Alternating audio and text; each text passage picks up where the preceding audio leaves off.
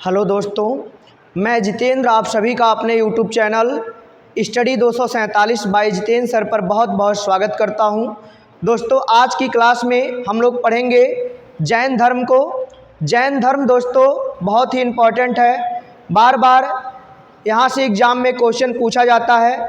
तो चलिए दोस्तों, आज हम लोग देखते हैं जैन धर्म को। जैन धर्म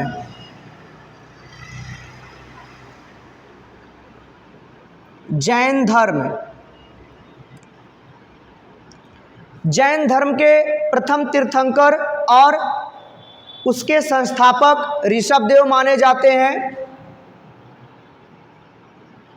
जैन धर्म के प्रथम तीर्थंकर जैन धर्म के प्रथम तीर्थंकर और जैन धर्म के संस्थापक जैन धर्म के प्रथम तीर्थंकर और जैन धर्म के संस्थापक जैन धर्म के संस्थापक ऋषभदेव माने जाते हैं।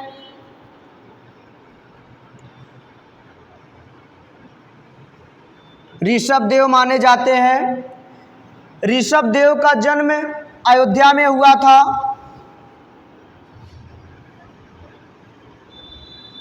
ऋषभदेव का जन्म अयोध्या में हुआ था।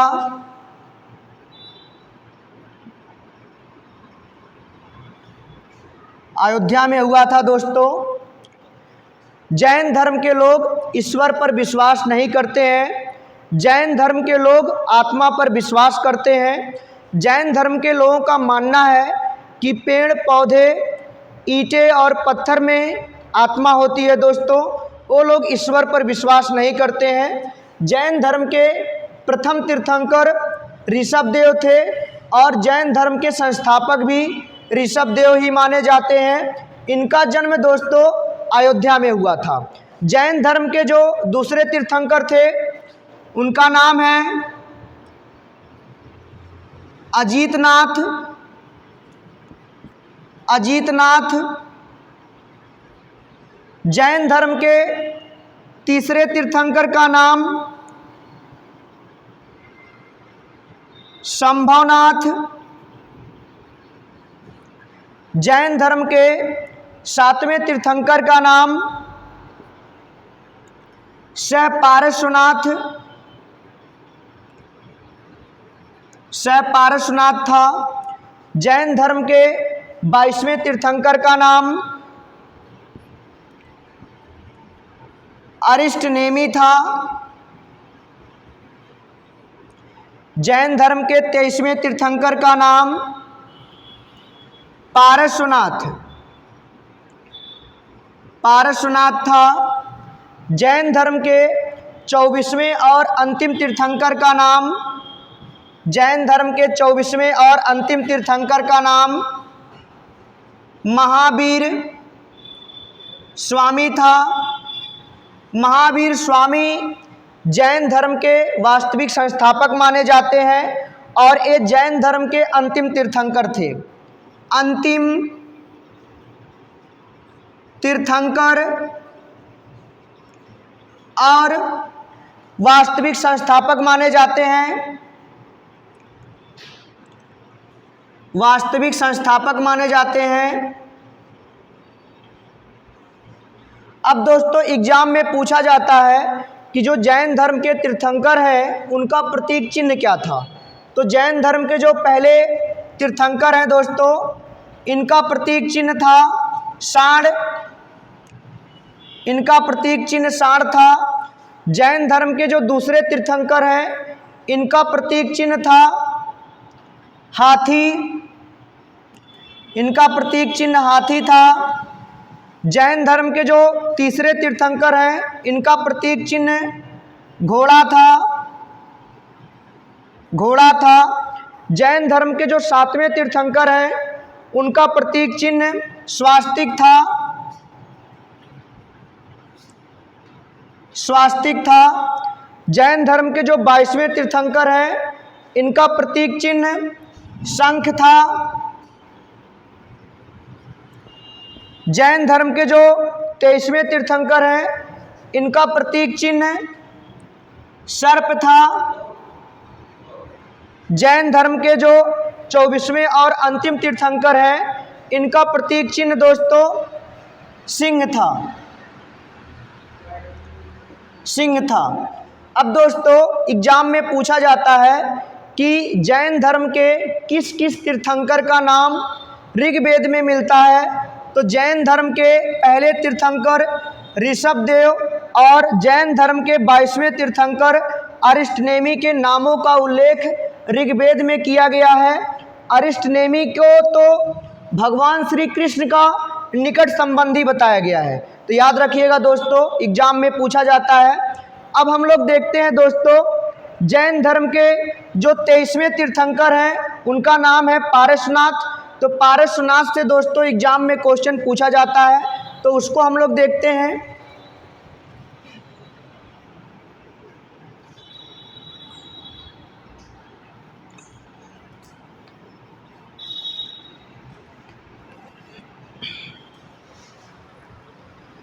पारसनाथ, पारसनाथ,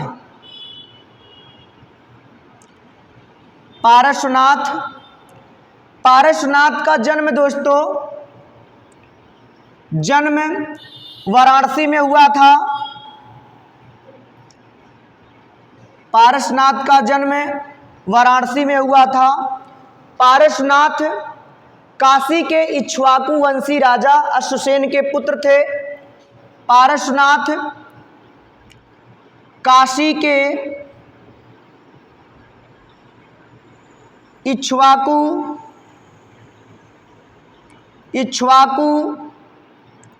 वंशी राजा,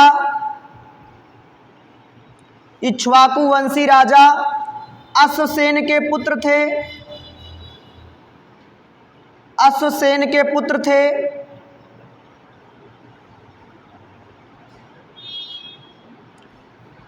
इन्होंने दोस्तों 30 वर्ष की अवस्था में सन्यासी जीवन को स्वीकारा था। 84 दिन के कठिन तपस्या के बाद 84 दिन के कठिन तपस्या के बाद 84 दिन के कठिन तपस्या के बाद सम्मेद शिखर पर इनको ज्ञान की प्राप्ति हुई थी। सम्मेद शिखर पर इनको ज्ञान की प्राप्ति हुई थी। दोस्तों इन्होंने शिक्षा दिया था चोरी मत करना, चोरी मत करना। दूसरा शिक्षा दिया था इन्होंने हिंसा मत करना, हिंसा मत करना। तीसरा शिक्षा इन्होंने दिया था सदा सत्य बोलना।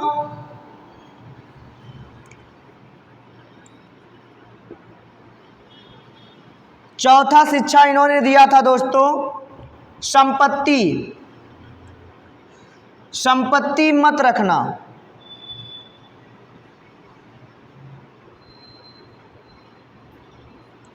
संपत्ति मत रखना।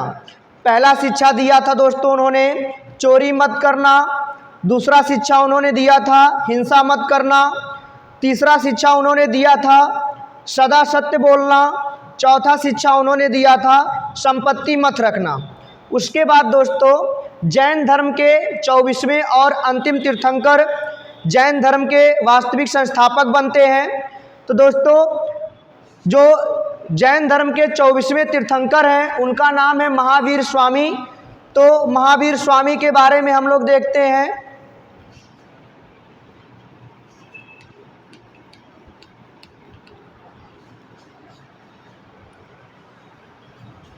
महावीर स्वामी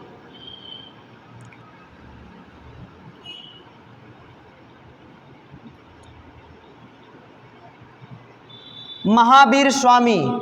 महावीर स्वामी जैन धर्म के वास्तविक संस्थापक माने जाते हैं। जैन धर्म के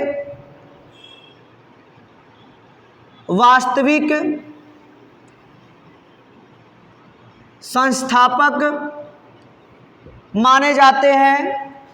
महावीर स्वामी जैन धर्म के 24वें और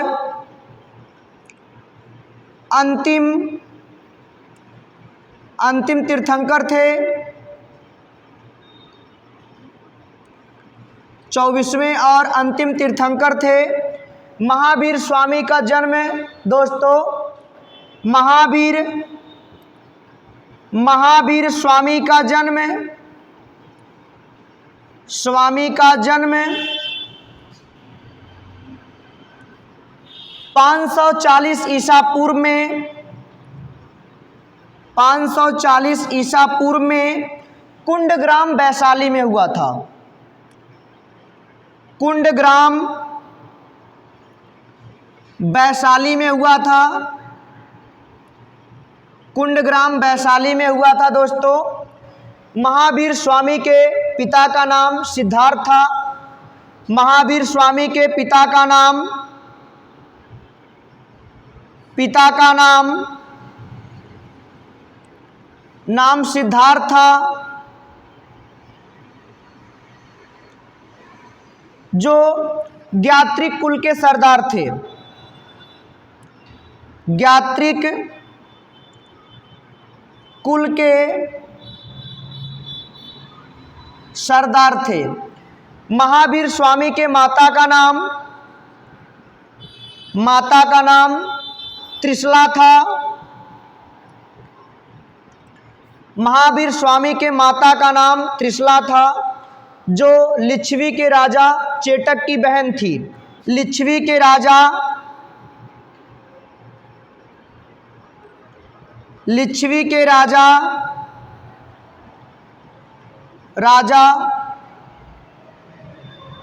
चेटक की बहन थी,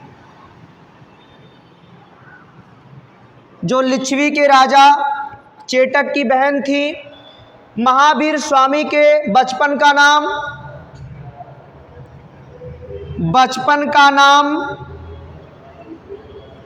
वर्धिमान था।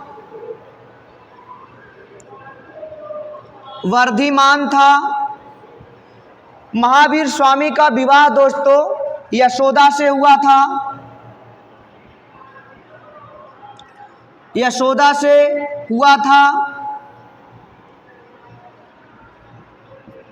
महावीर स्वामी के पुत्री का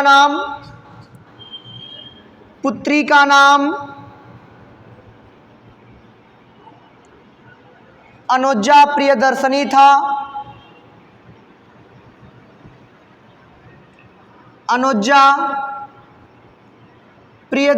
था। महावीर स्वामी के दामाद का नाम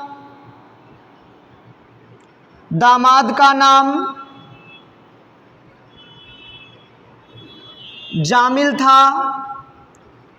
महावीर स्वामी के दामाद का नाम दोस्तों जामिल था। महावीर स्वामी के माता पिता के मृत्यु के बाद महावीर स्वामी ने 30 वर्ष की अवस्था में अपने बड़े भाई नंदीवर्धन से अनुमति लेकर के सन्यासी जीवन को स्वीकारा था। 30 वर्ष की अवस्था में 30 वर्ष की अवस्था में अपने बड़े भाई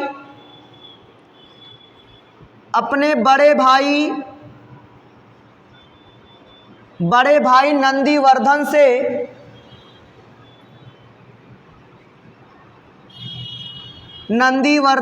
अनुमति लेकर सन्यासी जीवन को स्वीकारा था। दोस्तों 12 वर्ष के कठिन तपस्या के बाद जृंभिक के समीप ऋजुपालिका नदी के तट पर ज्ञान की प्राप्ति हुआ। तभी से दोस्तों महावीर स्वामी जिन कहलाए, विजेता कहलाए, आहर्त कहलाए। आगे देखते हैं दोस्तों।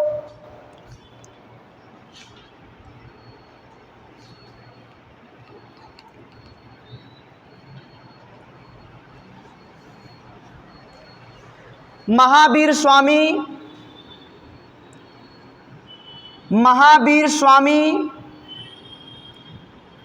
और गौतम बुद्ध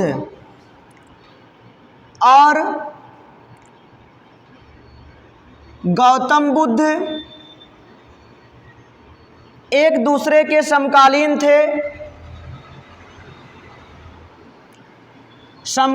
थे। दोस्तों, महावीर स्वामी और गौतम बुद्ध एक दूसरे से पहली बार राजगृह में मिले थे। राजगृह। और दोस्तों, महावीर स्वामी ने अपना सबसे अधिक उपदेश राजगृह में ही दिए थे। महावीर स्वामी अपना सबसे अधिक उपदेश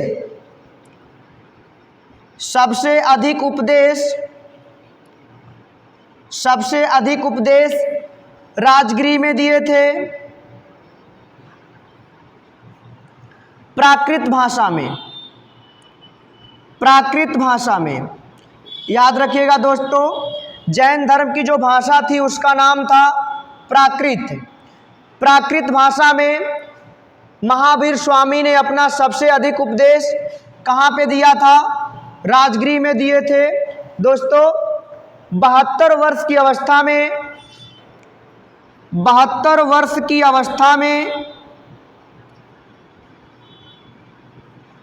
468 ईसा पूर्व में दोस्तों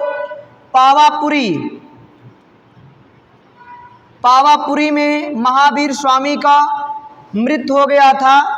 दोस्तों, महावीर स्वामी के मृत्यु के बाद समय समय पर जैन संगीतियाँ कराई गई है। लोगों ने सोचा कि जो महावीर स्वामी के द्वारा उपदेश दिया गया है कहीं ऐसा ना हो लोग भूल जाएं, इसीलिए समय समय पर जैन संगीति कराई गई है। दोस्तों, 2 जैन संगीति कराई गई है जो बहुत इम्पॉर्टेंट है, बार बार एग्जाम में पूछा जाता है। तो प्रथम जैन संगीति का आयोजन 300 ईसा पूर्व में 300 ईसा पूर्व में प्रथम जैन संगीति का आयोजन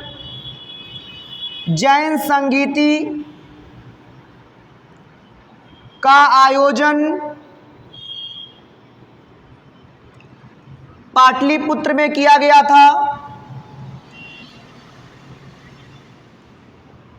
पाटलिपुत्र में किया गया था दोस्तों। उस समय मौर्य वंश के शासक चंद्रगुप्त मौर्य थे।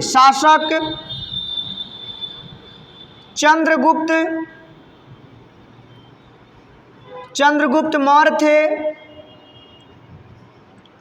उस संगीति के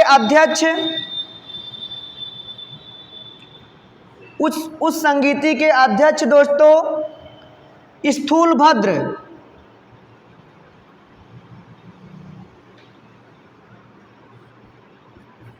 इस संगीति के अध्यक्ष दोस्तों स्थूलभद्र थे। उसके बाद दोस्तों द्वितीय जैन संगीति का आयोजन 512 ईस्वी में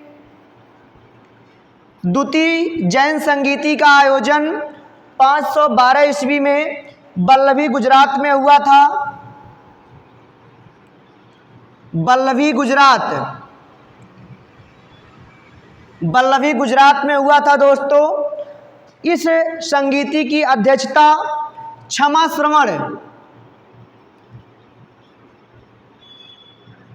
श्रवण के द्वारा की गई थी। तो दोस्तों दोनों बहुत इम्पोर्टेंट है, याद रखिएगा। ध्रुवसेन उस समय शासक थे।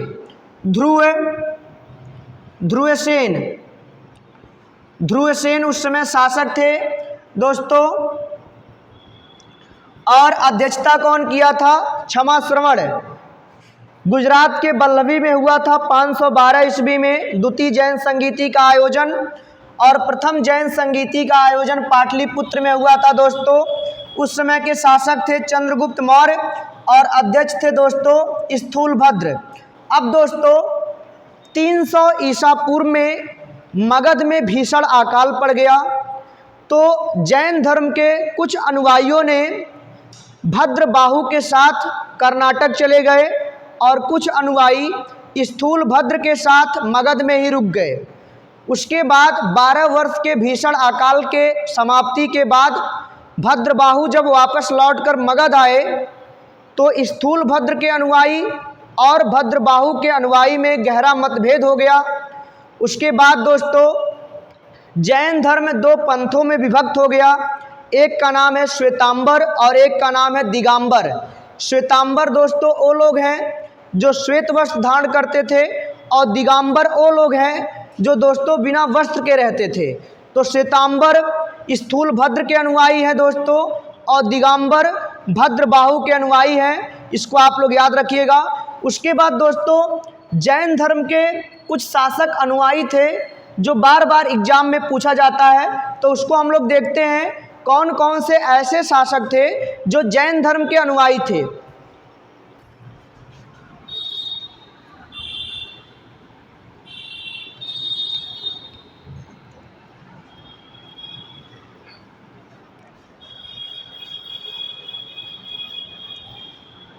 जैन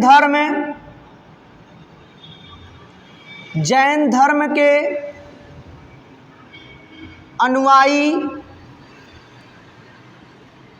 शासक, जैन धर्म के अनुयायी शासक, पहले जो जैन धर्म के अनुयायी थे उनका नाम है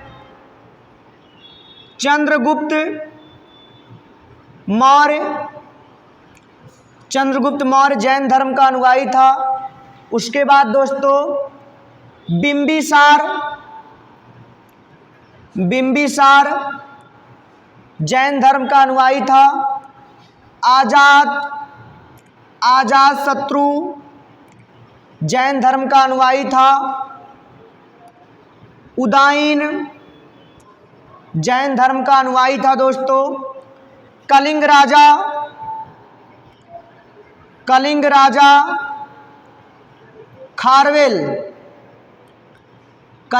खारवेल भी जैन धर्म का अनुयायी था। चंदेल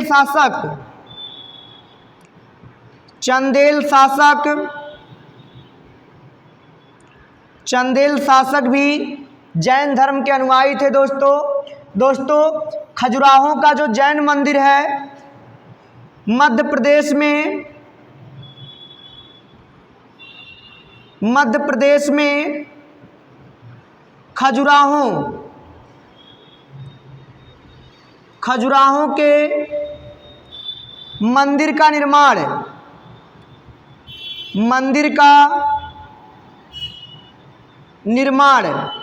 चंदेल शासकों ने करवाया था।